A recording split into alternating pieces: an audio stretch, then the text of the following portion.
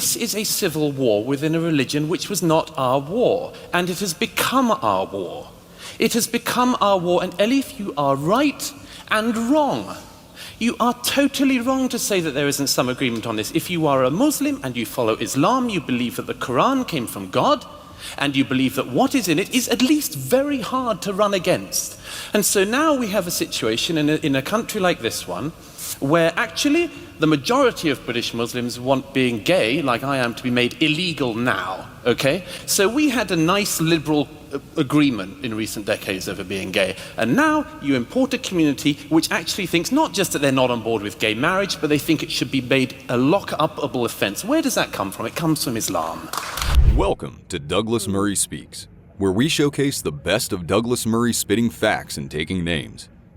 Here, at a debate in London, Douglas leaves a Muslim apologist speechless after raising some incontrovertible facts about Islam. The debate took place just 3 days after a group of Muslim terrorists drove a van into pedestrians on London Bridge, then went on a rampage with machetes, killing 8 people, including 4 unarmed police officers and viciously injuring 48. But, according to Douglas's Muslim opponent, the real problem isn't Islamic extremism. Hey Vera City, welcome back to the channel. It's a girl VeraMoore, and I'm back with another reaction video. Today I'll be reacting to Douglas Murray. If you haven't seen any of my reaction to his videos, hit the link above. And we have Douglas Murray leaves Muslim politicians speechless with facts about Islam. So this is Douglas Murray and the whole Islam situation. And if you're ready, let's get going, guys. It's the rise of populism in the West. Douglas takes her to task and destroys her arguments in the process. Many populist demagogues, and I think we need to use this word, they are saying to the people, you know what, these people, the elite, they're always getting it wrong. And you are the pure people, you just need to trust your guts, your instincts. You don't need these intellectuals. Yeah. It's possible as well that the publics of Europe have seen a political class fail to get a grasp of very major things or even talk about them, and that the public have noticed facts, and that it's not that there's a meta-narrative that's going around. There are just facts. There are things that we can see with our eyes, there are things that are clear to us which politicians daren't tread on. And I've had this experience throughout my life. I never forget the time, many years ago, I think when France first banned the headscarf. I've told this story before, of a Labour MP in a studio with me discussing the rights and wrongs of this, and spent the whole time with me. An Iranian friend of mine was also there, explaining why we were fascist and Islamophobic and so on for defending the French Republic's verdict on the headscarf. And we came out, and this Labour MP patted me on the back and said, "Never forget, Douglas, we're all with you." Back to Douglas in a sec. As Douglas points out, accusations of populism are just a cheap smear tactic designed to attack normal, everyday people brave enough to speak up, and are really an indictment of the disconnected, clueless elite. The question is, why does the elite refuse to see and do anything about the problems staring them in the face? Is it political correctness or something more sinister? Next, Douglas highlights some of the worst problems confronting us right now, which politicians seem unable or outright unwilling to tackle. None of our politicians, by the way, and there's no great conspiracy about this, nobody expected it. If you'd have said to a politician in the 1990s, in the early years of the 2000s, Europe is going to be racked by blasphemy debates, they'd say, what are you talking about? When did the Spanish Inquisition return? And then we all became used to it, that there were certain things you couldn't do that were actually blasphemy in a country like this and were punishable effectively by death, by a death sentence. We all accepted that. And now we're told we have to accept the terrorism. Well, maybe we do have to accept the terrorism. Hi guys, is it just me or everybody has a relative in Canada now? Me self, I want to become the relative in Canada. Oh. You can't. Terrorism as part of our life, but the publics have a right to be looking at the politicians and saying, look, this is a problem you brought in. It's not... We'll be back soon with Douglas. Douglas is absolutely right here. The issues facing Western countries are of a kind we haven't had to deal with for centuries, if ever. It's almost like we've been transported back in time. Can we as citizens ever get used to this situation? Do we just have to accept sporadic outbreaks of Islamic terrorism as part of life in the 21st century? In our next clip, Douglas lambasts the politicians who created this problem and seem wholly unconcerned about the consequences. I mean, as for the, as it were, would it matter if 1 in 1 million became a suicide bomber? Again, it's a cost-benefit analysis, isn't it?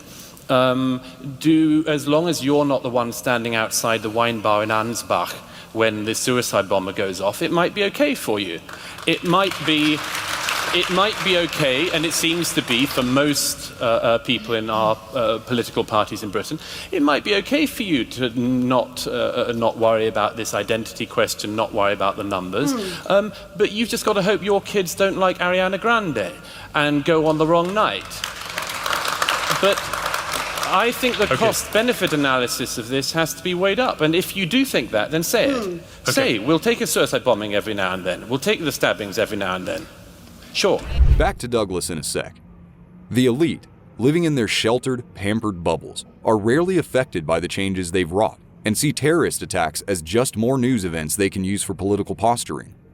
Douglas here brings up the Manchester Arena bombing, in which Muslim suicide bomber Salman Abedi blew himself up at an Ariana Grande concert, killing 22 people and injuring over 1,000.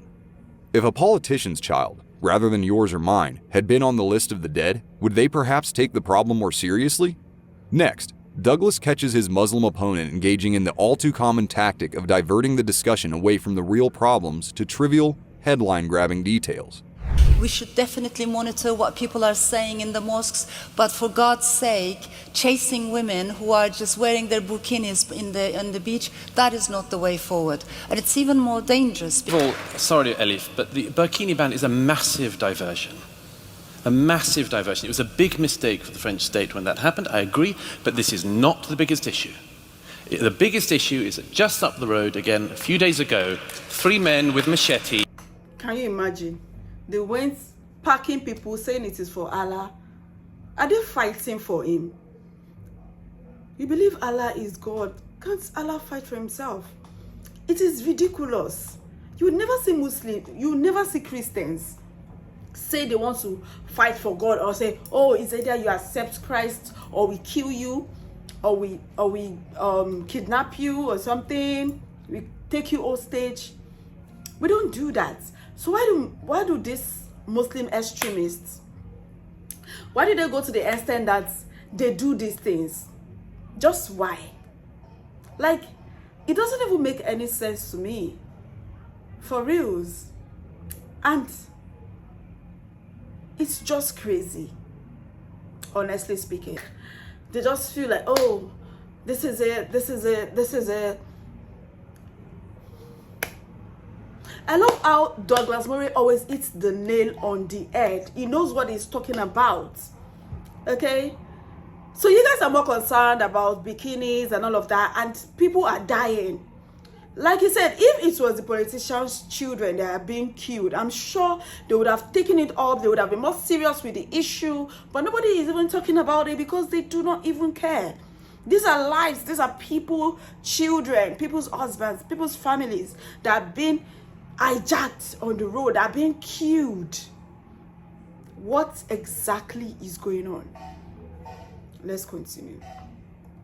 Went through a London street hacking at people saying this is for Allah. Okay? That's our problem. And this is always the way with this. We always have diversions, and some of these diversions we bring upon ourselves. We'll be returning to Douglas shortly. As Douglas rightly says, the left-wing media much prefer talking about the poor plight of Muslim females banned from wearing burqas to the beach than the actual problem of Muslim terrorism. Are they just too scared of Muslim reprisals if they talk about it? Or do they in fact side with those opposed to Western civilization?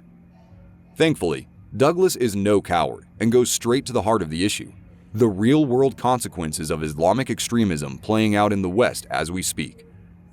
In our next clip, Douglas pulls the veil back to look at what's driving our government's capitulation to these forces of evil. Look, all of this stuff is part of what the point of my book is, to try to look at the deeper things underneath this. Our continent is racked by guilt, It's racked by tiredness, existential exhaustion, a whole range of things that mean we are very vulnerable to anyone who comes along and says it's our fault.